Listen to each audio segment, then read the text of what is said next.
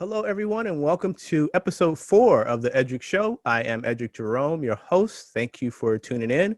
As always, please hit that subscribe button to the Eddrick Show channel on YouTube. You can find us at Eddrick Show on Instagram, and also The Eddrick Show is our Facebook page. And we are continuing to build this show from the ground up. So thank you for joining us for episode 4.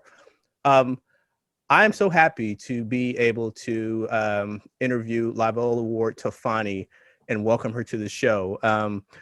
There are people in this world that God gives gifts to, and in many cases, He gives gifts and multiple gifts to people. And it's rare when those people are also able to share those gifts with the world. And I just can't thank her enough for being able to come on the show today. So let me just get her introduction in and let's just get right into it. So Viola Award Tofani is a wife, mother of 2. She's a self-proclaimed foodie. She's a published author, and she illustrates her own books with vector illustration. She has published 3 children's books, 2 coloring books that are currently available in over 15 countries. She has a Bachelor of Arts in English Literature, a master's degree in clinical mental health counseling. She's an ardent advocate for mental health. Her passion for mental health has led her to become a prolific speaker on the challenges of dealing with mental health. She's a proud spokesperson for the Stop Stigma Sacramento Speakers Bureau based out of Sacramento, California. It's her passion to share humor and self-care through her writing and speaking, and to use her fun and foodie tales to spread joy to all. So, Viola Award, welcome to the show. Thank you. Yes, that intro sounded good. It did. She is so talented that she actually wrote my intro. That's how bad she is. She wrote my intro. But let's get into it. So let's start out at the beginning. You describe yourself as coming from a cow town. So let's get into that. So where'd you grow up? Where'd you spend your formative years? Yeah, that's literally, I grew up in the Central Valley. I think a lot of times when people hear about California, they hear about Los Angeles and maybe San Francisco. They hear about beaches and celebrities. And I did not grow up in that part of California. I grew up in the Valley, which is an equal distance between Los Angeles and San Francisco. And there is pretty much nothing there. When I grew up there in the 90s, we were literally surrounded by cows. I grew up, there was a dairy farm on one side, and then there was a pork farm on the other side. So not much of anything there. You definitely have to develop a good imagination in the country. I think that the area that I grew up in is kind of like the equivalent of the South, but within California. So I definitely think it contributed to myself being, enthralled in books and kind of having to find my own path. But I do appreciate that kind of rural upbringing because it kind of gave me a unique perspective that I think is interjected in any little thing that I do, my writing, my speaking, it comes into it. So I appreciate where I come from. But yeah, Merced, a little bitty cow town, and that's what made me. And how did you develop your love for writing? Because obviously that must have started when you were a child, connecting with your imagination. So tell us that process. When did you realize that, hey, I can do pretty good? Yeah, it's funny. I grew up Pentecostal, so we grew up like super strict. There were very strict regulations in the household. So it's funny, like all I had was my books. I'm an only child. And so we didn't have a TV probably till I was about 13 in the home. So that's pretty much all I had were my books to keep myself entertained. And I think because I read so much, eventually that just developed into me loving stories so much that I wanted to create my own. And then I started, as a kid, writing little short tales or fairy tales or, whatever thing my imagination could come up with at the moment. And that just kind of started my love for writing. And that's how I ended up moving towards an English degree for my undergrad. Because I just felt like that was my passion. I think it is in many ways still my passion. I think my passion just got more complicated as Sure. I got grown and lived and Right. experienced things. Sure.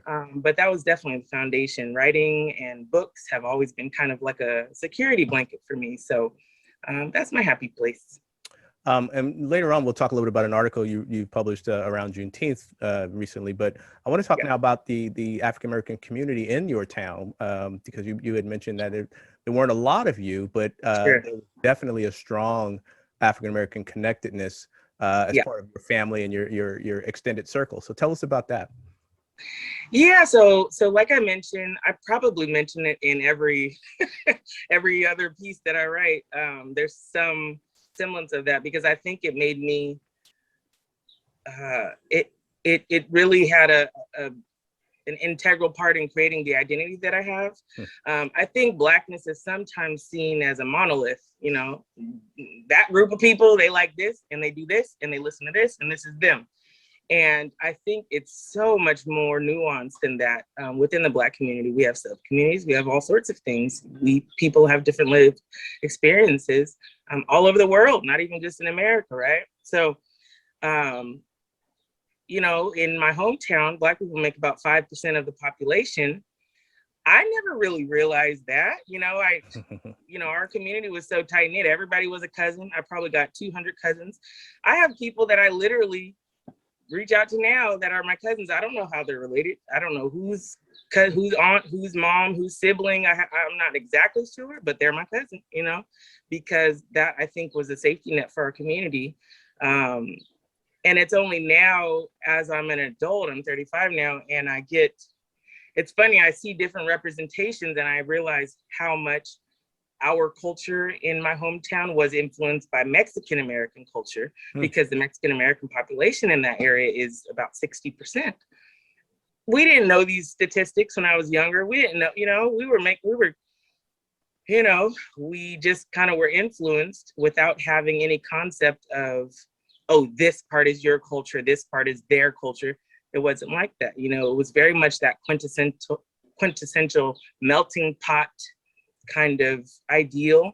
And again, I think that's contributed to my wide breadth of openness and experience as I'm an adult now.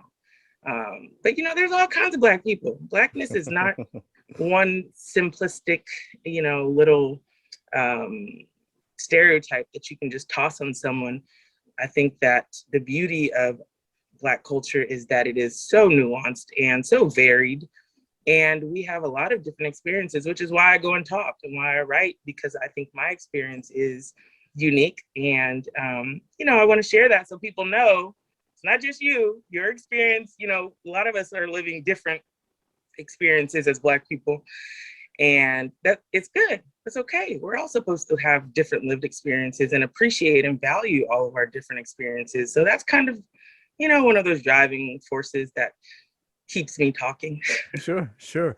You mentioned, you know, growing up in an area where there was quite a few Mexican Americans. You know, there's so much untold history between African Americans and Mexican American Mexico, particularly around the years of slavery. And there was a lot of migration of African Americans down to Mexico.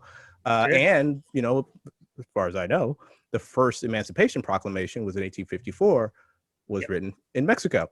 So you are an example and actually experienced some of those hidden aspects of African American history, which is that cross-cultural connectedness with Mexican Americans and Mexico in general. So were you conscious of some of that growing up, or was it just, hey, these are my friends, these are people I play with, it's all good? Yeah, it was very much the latter. We just lived.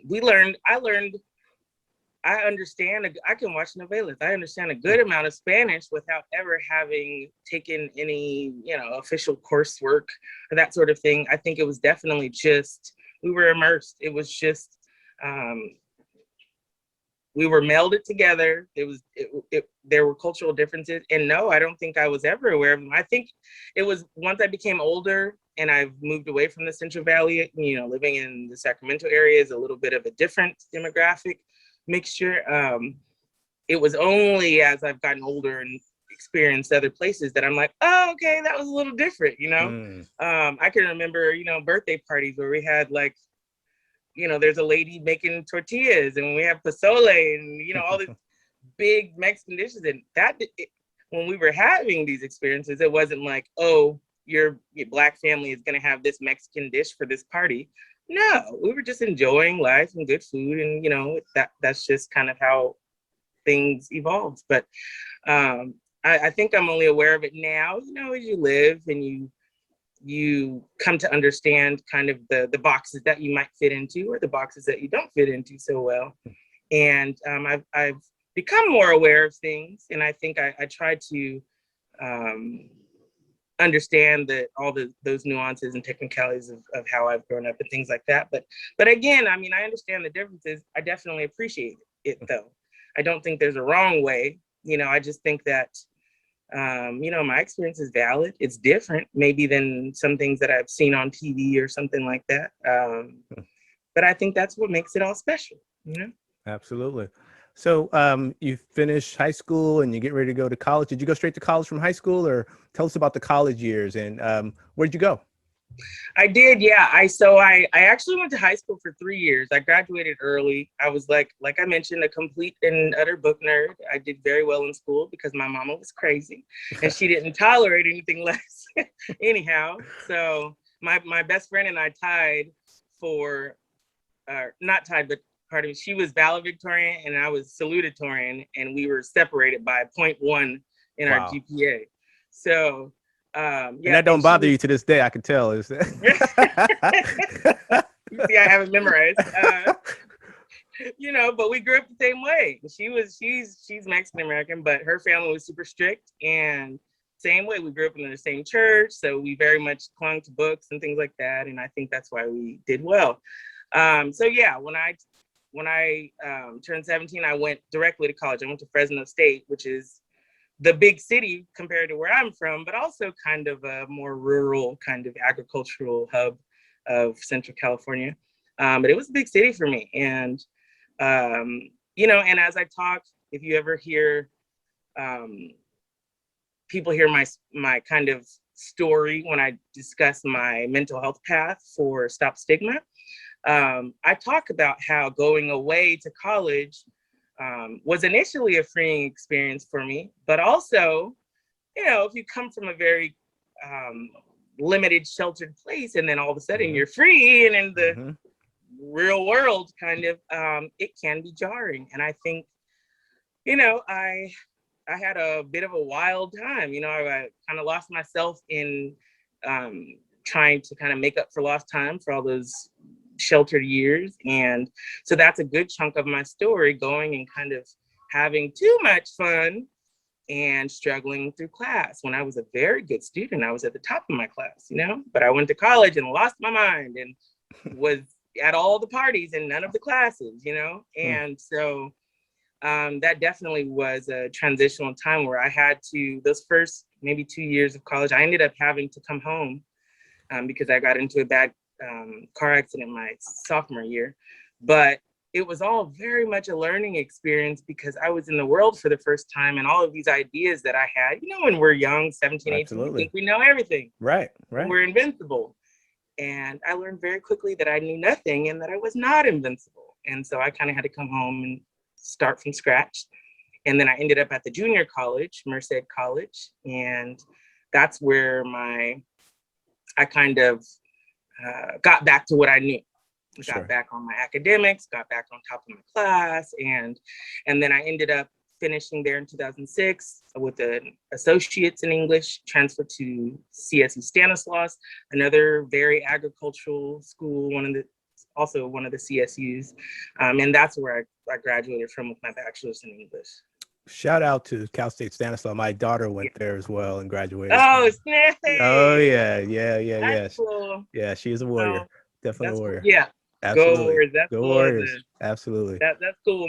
That will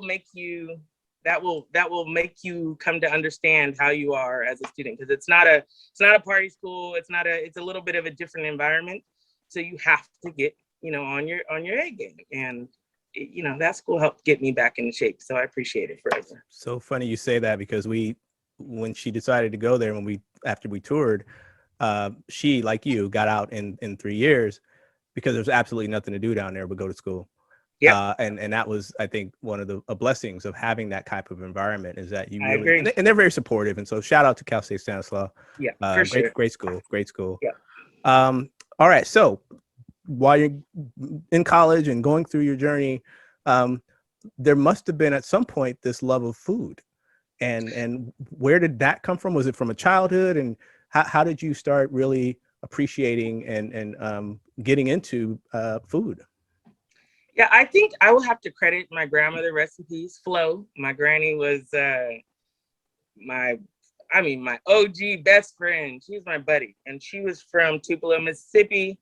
And she was a cook, you know, way back in the day. They did sharecropping and they had to wake up in the morning and feed pigs, and they had a pig farm. And so any part of the pig, they could tell you where it came from, they could tell you how it cut. She could taste a piece of meat and tell you how old it was. And she was just, you know, a prodigy, I think. She was way ahead of her time. And so when I was younger, she lived in San Francisco. That's where my mother is from. And my grandparents moved there in the 60s. And so I would spend all of my spare time with her, and she'd be in the kitchen. You know, I'd be right next to her. What's that? What's that, Granny? What is that? What you putting in there? What's that? And you know, she would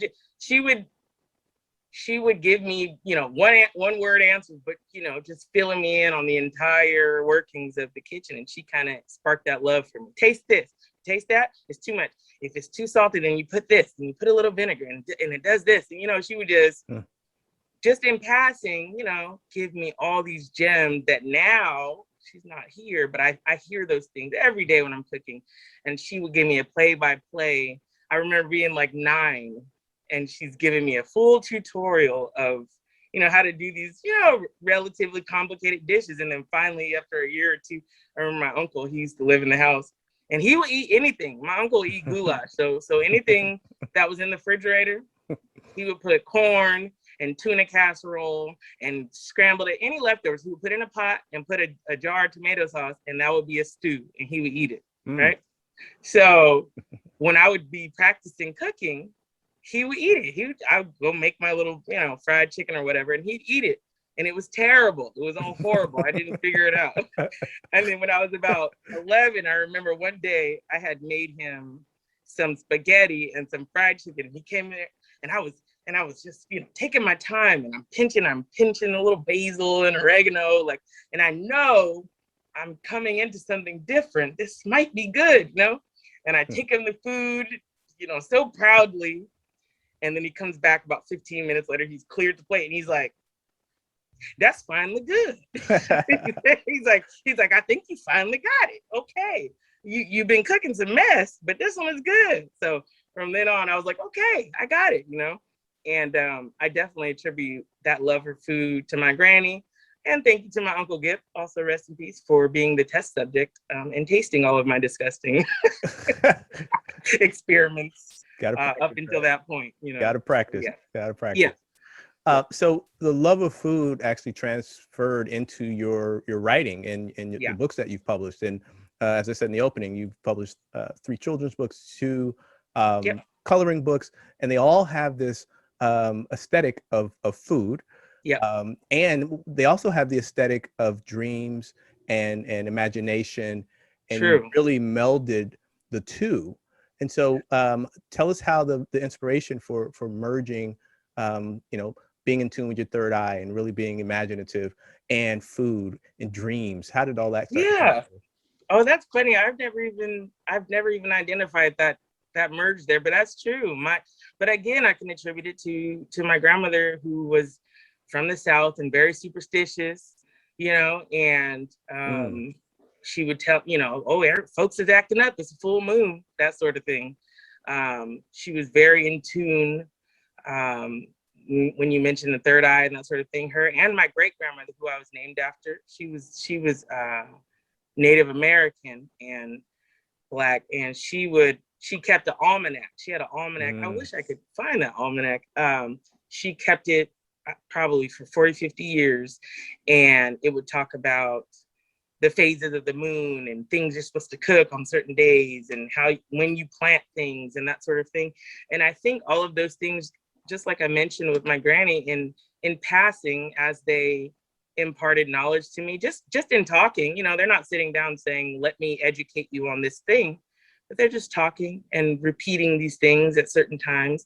And I think I just absorbed those ideas. And so I do think that I tend to be a little superstitious and hang on to some of those old teachings. And then, like I mentioned, my love for food. My granny she was a cook at Candlestick Park for 36 years before she passed. And I think those things kind of just naturally phase together. And when I was at Stanislaus, I took a creative writing for children's course. That's where this book, the Delicious Dreams book. You mean this book? This is, yeah. Thank you. That's where that book came from. The first draft of that book came from that creative writing course. It was a creative children's literature course. That's where the kind of foundation for that book came from. And then it wasn't until later that I had my daughter, and we were in the pandemic, and I had like a creative rejuvenation, probably because I was going stir crazy inside the house. And that's where I kind of revamped it. And then Roma got put into the character, and that's how that kind of got reborn and come into fruition. But yeah, it's interesting that you mentioned those two things. I've never even paid attention to the two, how they've merged in my work, but I think that's just how my brain works. I always want snacks, and I'm always thinking of the fantastical. I always am imagining the what ifs. And so, yeah, I think it just kind of naturally came out in the work that I've done. And I think it will continue to, because I love those things. And it's an honest kind of, it comes honestly from my brain. That's really my brain. If you look into Delicious Dreams, you can see how it looks in my head, right? So I can't draw to save my life, but I'm good with computers. So once I learned that there were such a thing as vector illustrations, where you're basically making collages, essentially collages of images and graphics and all of these things that are electronically rendered, and you're putting them together to create a vision. And if you look in there, all the color and the madness and the chaos and the order within that chaos, it's completely how my brain works and how my thoughts look. And so I think it was a really cathartic experience to get those colors and frames out of my head and onto a paper. And so, yeah, I think it's just been a natural progression, and I'll continue to hopefully keep coming up with fun stuff as long as my creativity is peaked. And that's a rare talent, to be able to not only write the narrative, write the story, craft the story, but also put images in your vision in terms of how the story looks. Most authors, that's either another department or somebody else does my illustrations. But Right. How were you able to, and that's so unique, how were you able to develop that skill? You said you were very good at computers. Right. And then not only that, but have the confidence to actually say, you know what, I'm going to do this myself. I can do this. Because that's not easy. Yeah. That's a great question. It's funny because, they say, I don't know what's that saying? Something out of necessity comes ingenuity or something like that. Yeah, mother's invention. I don't know. I mean, yeah. I know the saying, but obviously we can't repeat it because we don't know. Yeah, that's how it came about. So I had this, like I mentioned, I had the framework for this book for probably 10 years, just sitting, saved. I had it written out. In the original, I have it somewhere here as well. When I wrote the original book, I had made a physical collage, like literally cutting construction paper and magazine clippings to create the images for the book. That's how I turned it into the project for class. My teacher then told me, you could publish this. You probably should try and publish this. Well, I had submitted it to a couple of publishers back then, and it was rejected. And I've heard that books that rhyme are very difficult to get published because rhyming is very subjective. So I just kind of put it on the shelf for years and years. So this year, I think it was last year, I start looking at it again. I start revisiting it. I went back to it. I edited the wording a little bit. And then I found out that you can hire, there's apps like Fiverr where you can hire illustrators, you can hire even writers to do short tasks for you. So I thought, well, maybe I can find an illustrator. I can probably tell some of my vision, and I bet I could get it done. And I had gotten, I had a little money put away, and so I'm like, okay, I'm ready. Let me do this. So I had hired an illustrator on Fiverr, and I give him this long diatribe. This is my vision. It's got to be colorful, compounded. I need this. I even found images online that were, kind of shaped the way that I wanted it to view. I could see it kind of, and I sent it over to him, and he's like, oh, perfect, I got it. I can put this together. And he sent me back the most ashy, halfway dollar store. I was like, what? It was horrible. And I don't, no disrespect to him. I think it was a good basic rendering, but it was nothing like what my brain was doing. And I've made party flyers and, done different graphics, just going through school and then in my own personal life doing things. I've held mental health groups and done the flyers and things. So I said, you know what? I can do this myself. There's no way I'm going to pay this man hundreds of dollars to do this. And I am completely displeased. And my brain wouldn't even let me proceed because, when it comes to words, if you do anything creatively and you make music and that sort of thing, you need it to be the vision that you have, right? Whether it's a sound, whether it's a taste, if you're cooking, whether it's a project, if you're somewhat, within a corporate setting, you need it to be the vision that you have in mind. So I said, I can do this myself. I showed my son's 10 years old. I'm like, Calvin, do you like this? Like, would you read this book? He's like, no, it's not colorful and it's kind of boring. And it's a little lazy, it's a little lazy. I said, you are absolutely right. So I just got to work. I mean, literally that day, maybe like 10 o'clock at night, I just started. I put all the words into the program that I was using, and then they just started to come to life. And the more I added, I'm like, oh my gosh, this is how it looks in my head. And the more that I added, the closer it got. And then eventually it was realized. And I knew there's no turning back. I can do this for everything now. I can make it myself. And so that's what I've done. They say you want it done right, you got to do it yourself. So That's true. Well, they're beautifully rendered. And we'll put a link in the description. You can get all of her books are on Amazon. So we'll have a link there so you can pick them up. Just really, they're colorful and just vibrant, and they look really, really good. And it's just a testament to you and your talent because as I said in the opening, you are blessed with multiple gifts. And this is just one example of that. Let's shift gears now and talk about, you are very forthcoming and very open about your struggles with mental health. And not only that, but just you're an advocate for just how important it is for people to take care of their mental health, especially in these times we are in with so much going on in the world. So tell us about the story, your journey, your struggles with mental health, and just how you were able to get through all of that to be where you are today. Right. Like I mentioned, I come from a really small town. I grew up in a very kind of sheltered environment within the church. And I think that a lot of within my own community, within the Black community, I think you might find a lot of people that grew up within the church, and therefore the struggles that many of us have were not necessarily dismissed, but it's like when you are a person of faith, it can come to question your faith if you're having difficulties and you're not relying solely upon God to remedy those things. But I think as we grow and learn and understand the complexities of the human mind, we have experiences and things that may not necessarily just be attributed to, happenstance. Sometimes there's something chemical going on. Sometimes there's traumas and things that we experience that have to be dealt with And we definitely can pray. It's not mutually exclusive. You know, faith is not removed from it necessarily if you're a person of faith. But I think that may not necessarily be the end all be all if we're having difficulties.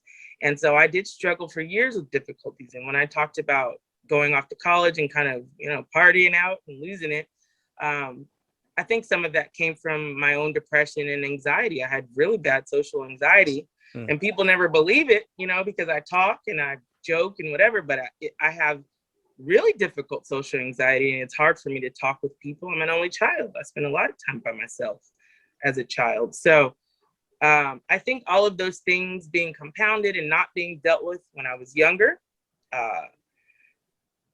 led me to a place where I struggled, and those things compounded and got worse. And I ended up later experiencing panic attacks and having, you know, really severe difficulty. And after kind of halfway approaching treatment and self-care and that sort of thing, you know, I took medicine here and there. I went, you know, to a little class and that sort of thing. I think at a point it got so bad that I had to take a comprehensive approach. I had to get onto medication for a while. I was on medication for about 2 years. Thankfully, I have a job that has great health care coverage. And so I had all of these things available to me. And at that point, I was able to kind of go full force into taking care of myself and addressing all of these concerns that had kind of been brushed to the side over the years. And so once I was able to do that and take a comprehensive approach, I got therapy, I went to groups, I took some medication, you know, I had some ongoing, fully evaluative kind of circumstances so I could figure out what was going on and get everything addressed. After that, it kind of opened up I had this aha moment, and I'm like, wow, if I can get help, I can probably help some other people. And there's some people that are probably experiencing things the way that I am and may not feel comfortable speaking to a therapist that doesn't understand their experiences, or going to a group where no one looks like them and that sort of thing. So I said, well, if I was going to get over my issues, the only way I was able to do that is by finding people that I related to and finding a comprehensive approach, and someone saying, hey, it's okay. You're not crazy. You have these things going on, but it can be dealt with.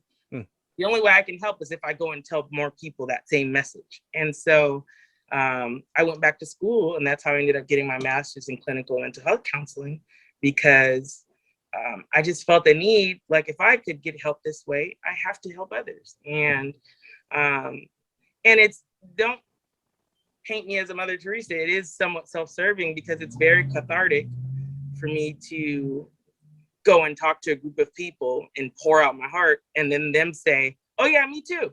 Me too. Girl, I went through that too. Oh, you did that? Oh, I did that too. Oh, you partied 7 days a week to escape that feeling? Oh, I did that too. And I did worse. I can top that, you know? So it's been a very cathartic experience to kind of go out. I've gone to Fortune 500 companies. I've gone to, you know, yacht clubs. I've gone to county buildings and very large corporations and things, and poured out my heart, and had people of every demographic you could think of saying, yeah, me too. I felt that same way. And so I definitely intend to do that forever. I don't think that I'll ever stop talking about mental health and giving my own story, I think, because it's helpful. And I always have people will email me and say, hey, I saw your talk 6 months ago at CalPERS, and I went to therapy after that, you know, and that is the greatest feeling in the world. So definitely pulling myself out of that dark place made me want to go and try as best as I can to help others get out of that dark place. How did you get connected with Stop Stigma Sacramento Speakers Bureau, which just, you know, gave you an opportunity and a platform to you know, be able to have these conversations with people about it? So tell us about that group and how you got to be a part of it. Yeah, so Stop Stigma Sacramento is so cool. It's something funded actually by the taxpayers within Sacramento County. So Sacramento County, there's a bill from several years ago that designated a certain amount of taxpayer funds to this particular project called Mental Illness is Not Always What You Think. And so for several years, I think now less, but for several years, they had billboards all over the county. And the billboards would show someone that looks like me or you, or a neighbor or cousin or aunt or whomever, and it would disclose a diagnosis that they were living with, and basically just outline saying, you know, mental illness doesn't look necessarily how you think it might look. It's not some person twitching on the corner necessarily. It might be your next door neighbor, you know? Mm-hmm. I saw those billboards as I was working on my master's, and I just happened to reach out to them one day and went to a training with them, had a really great experience, and they welcomed me in, and I've been going ever since. That was in 2018. And they have a really extensive training program where they allow you to work with speakers that are already speaking. They even bring in mental health professionals from, all around the county. And, it's all free. So you go in, you're volunteering in, and you can get matched with really good professional allies that can assist you through this process if you want to make the speaking a permanent part of what you're doing. And so they gave me some really good tools, helped me to kind of write and chronicle my own mental health story, and gave me the just the opportunity to go to places that I could never in a million years have imagined that I'd be speaking at, And I think that's what the beauty of it is. It takes me outside of my comfort zone. And every time before I get ready to speak, I'm like crippled with anxiety. I don't want to do it. I want to reschedule. Just like before this podcast, people never understand. Before any speaking thing, I am frazzled and I always want to cancel. And I rarely do, but I always feel like, oh my God, I'm going to look crazy. And I think Stop Stigma has helped me push me past my limits in that way, because they've brought me, into a auditorium with 1,000 people, and I get the nerve somehow to get up there and tell my story, just because they, that's what they expect of me. That's what I'm there for. And so it's been cathartic. It's been quite the experience for me, and they've been very helpful in helping me to, get stronger, share my story, and be more pointed in my talks, and just helping me, I think, grow in terms of a speaker, but as a person, and I reach out and interact with so many people that I never would cross just, going grocery shopping probably. And it's just been a really good experience. I've been on the news several times. I have a couple of ongoing things where I, talk, and that leads me to other experiences as I'm speaking. Then I let them know that I write, and then I'm opened up to other experiences. So it's just been a wonderful effect, kind of domino effect, just from going out and telling the truth about my weird, frazzled kind of mind, and feeling related to and accepted. And hopefully along the course of these things, if I can help one person, that is the goal for me. Absolutely. We have a few minutes left, so there's a couple more things I want to get into with you. Sure. We just celebrated Juneteenth, and Yes. You had an article published recently in the June edition of the Sacramento County Cultural Competence and Ethnic Services newsletter, and you Right. wrote about Juneteenth, and we've gotten a little bit of gist of your family life and growing up in that African-American experience in the town you grew up in. But you also had some very poignant insights on Juneteenth itself. And so I just wanted to ask you about your take on Juneteenth, especially now that it is a federal holiday and there's a lot more attention to it. And so tell us about Juneteenth from your perspective and how you're feeling about it today. Sure. That piece, it's so funny. I wrote that piece before they had the proclamation about Juneteenth becoming a national holiday. So I thought, just what crazy timing, because I had, through a Stop Stigma speaking event, I had gotten invited to write a piece. And so I just did a little bit of research, and I think the piece that I wrote basically chronicled how much of an event Juneteenth was in my hometown for the Black community, without us really knowing necessarily all of the roots of what Juneteenth was. It's so funny that I think we always captured the essence of what Juneteenth is. Juneteenth was the actual Independence Day, I think, for a lot of Black America. But but I don't know that we necessarily knew all those specifics when we were celebrating. I don't know that everyone knew all the dates. I don't know that everyone knew, that it was Texas, that, the Union soldiers went to announce that the Emancipation Proclamation had been signed like the year before. I don't think we knew any of those particulars. I just think we knew the idea of it. It was a Black holiday. It was celebrating Black freedom. Remember, slavery ended. We happy about that. So let's celebrate. And that was the celebration. But I think that, I think it was so necessary because, even in the town that I grew up in, we were poor. We came from nothing. We didn't have much, but Juneteenth every year was a time where everyone brought everything together. Whatever you had a little bit of flour, your neighbor had a little bit of sugar, your other neighbor had some eggs, you could put it together and have a cake, and we put things together, and this sense of unity emerged without us making a fuss about it. But this sense of unity, and I think the essence of Juneteenth, especially within the Black community, just emerged. We knew that something special, something needed to be commemorated, and we showed up. And that was really the most important, probably one of the, top three: Christmas, Easter, Juneteenth. I think were probably the most important holidays in our hometown. And we came together to make sure that we commemorated that event. And it's just been a special day for all of our lives. And I think I appreciate them recognizing it nationally now, but I think it was still, just as special even prior to that for us.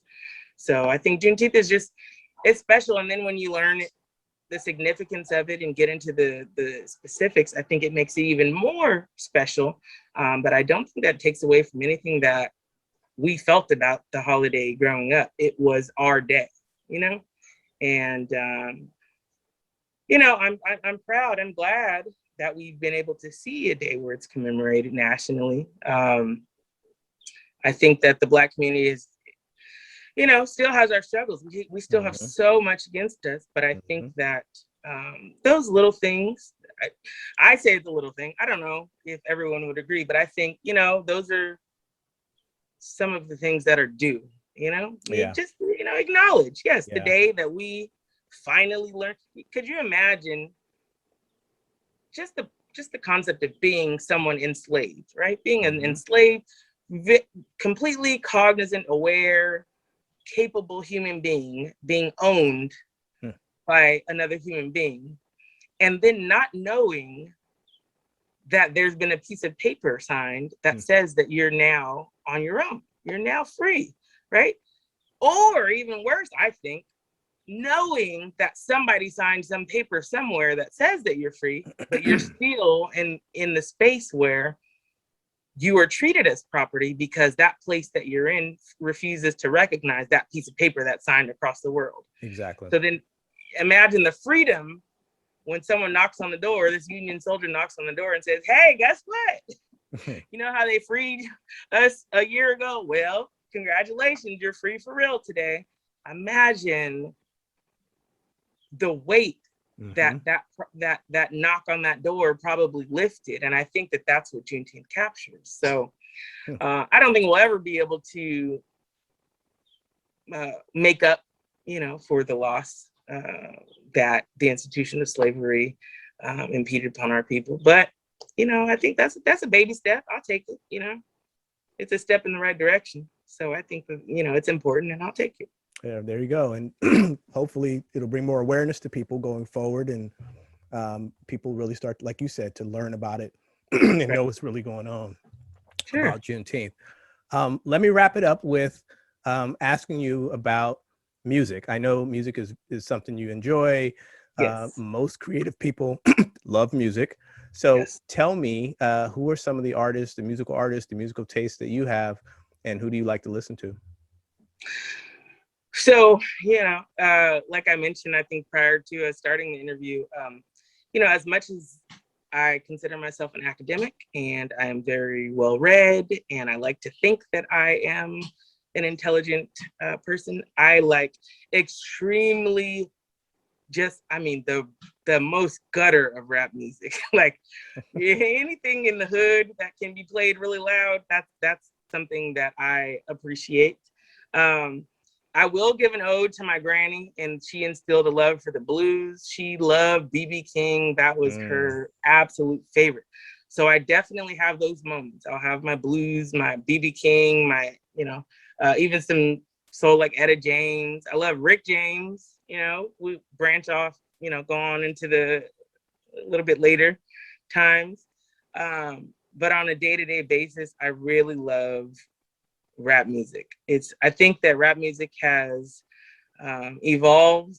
I think that it definitely encompasses a large segment of Black American culture. I think because of how the institution of slavery stripped away all of our cultural nuances and things like that, we kind of became this monolith, I think. And I think hip hop culture is very much akin to modern day representation of Black culture. So I love rap music. I love more intellectual, lyrical rap music like Kendrick Lamar and J. Cole. I also love not so politically sound rap music. I love Mozzie. I love E40. I love some older works like Mac Dre. Tupac is my favorite rapper of all time. A little bit of, I dabble in the South. I love UGK and Bun B and Pimp C and, but I definitely love West Coast contemporary, 1990s, 2000s rap music. That's I think where my heart and soul is. Nipsey Hussle, rest in peace. He passed away. That sort of thing. And I know that in some ways it seems like an oxymoron, if you're trying to be an academic person, but I think there's so much merit and there's a different type of wisdom and knowledge that's present in certain areas of rap music that may not be considered, academic or the lyrical greats in that sort of way. But I think that there's a strength and there's a different level of intellectual just strength and creativity that comes in, that real gutter music. And I'm from the country, I live in the hood, I definitely will probably change zip codes, but what they say, you can take the girl out the hood, you can't take the hood out the girl. Exactly. So yeah, I always have a soft spot in my heart for the street music. Well, first of all, let me just say thank you for blessing this program today and coming on and sharing your it's a remarkable story.